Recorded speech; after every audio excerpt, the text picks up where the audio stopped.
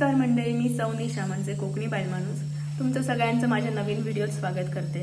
आज आमच्याकडे आणलाय सुरमई मासा. आमच्या भाषेत म्हणजे मालवणी भाषेत त्याला इसवण असं म्हणतात. तर सुरमईची आमटी कशी करतात त्याची रेसिपी मी तुम्हाला आज दाखवणार आहे. चला तर सुरू करूया. हा आहे सुरमई मासा म्हणजे इसवण.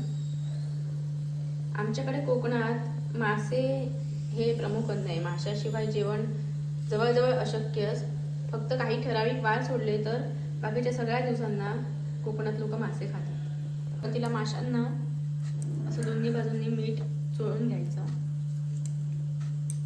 काही लोक एकत्रच पातेलीत मासे घालून त्याला व्यवस्थित मीठ फासून घेतात. पण जेव्हा अशी मोठी कापं असतात त्यावेळेला दोन्ही बाजूंनी सगळीकडे व्यवस्थित मीठ लागायला हवं. तर असं मीठ प्रत्येक पीसला सेपरेट सेपरेट लावलं तर ते जास्त चांगल्या प्रकारे लागतं.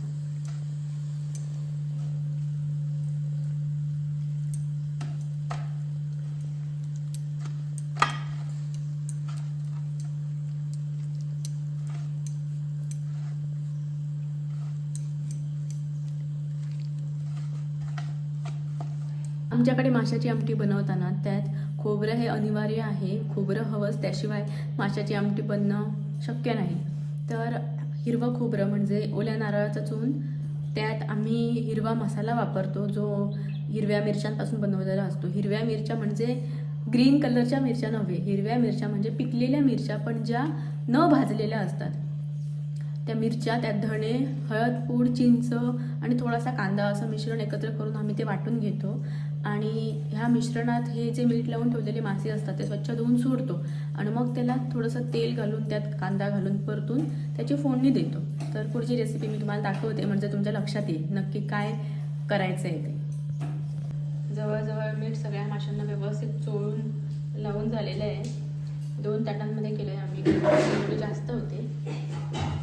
थोडेसे मी फ्राय पण करणार आहे, पण त्याची रेसिपी मी तुम्हाला सेपरेट दाखवते. ही चिंच आहे.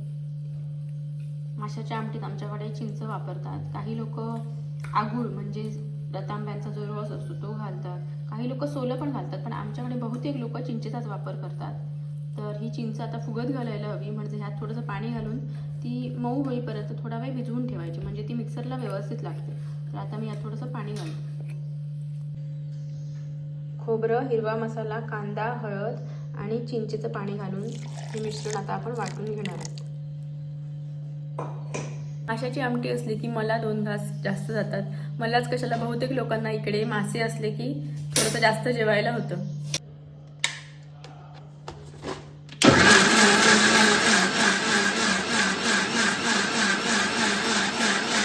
कढई तापत ठेवली आहे. आता ह्यात थोडंसं तेल घालूया.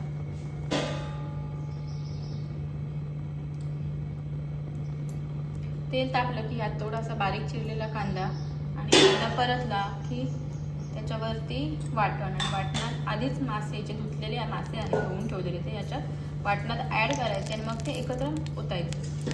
तेलात कांदा घातला, कांदा मस्तपैकी फ्राय होतं पर्यंत आपण सगळं कालवण एकत्र करून घेतलं आहे. म्हणजे जे वाटण बनवलेलं त्यात मासे स्वच्छ धुवून आतमध्ये घातलेत आणि आता कांदा आता व्यवस्थित भाजला की हे सगळं मिश्रण आपण कढईत ओतणार आहोत.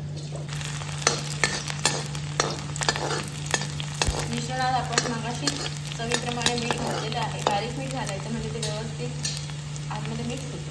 आता कांदा व्यवस्थित भाजला आहे, त्यामध्ये हे सगळं मिश्रण होते.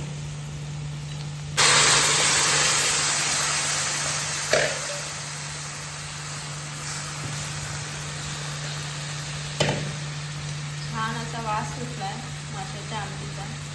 आणि आता बारीक गॅस करून त्याच्यावर झाकण ठेवायचं आणि मासे साधारण 10 ते 12 मिनिटं शिजू द्यायचे. मगाशी जो रस आपण वाटून ठेवला आहे तो यामध्ये मिक्स करूया आणि मग यावर झाकण ठेवूया. म्हणजे आमटी थोडीशी पातळ होते आणि मासे व्यवस्थित शिजतात.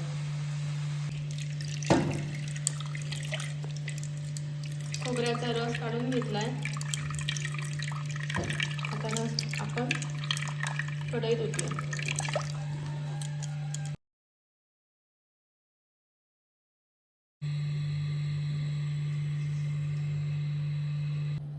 तर अशा प्रकारे आपली आमटी तयार झाली आहे. तुम्ही बघू शकता, दाखवते तुम्हाला.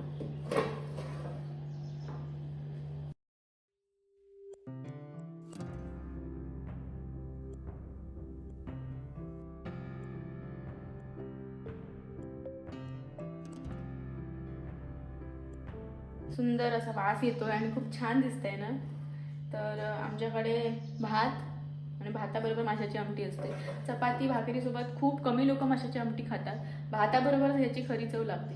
तर थोड्या वेळाने मी पान वाढणार आहे, त्यावेळी तुम्हाला पानाचा फोटो दाखवते. कशी वाटली रेसिपी नक्की सांगा आणि तुम्ही करून बघा. आणि ही जी मी बनवली आमटी ती कशी दिसते तेही कमेंटमध्ये नक्की कळवा. तोपर्यंत पुन्हा भेटूया पुढच्या व्हिडिओत. जय महाराष्ट्र.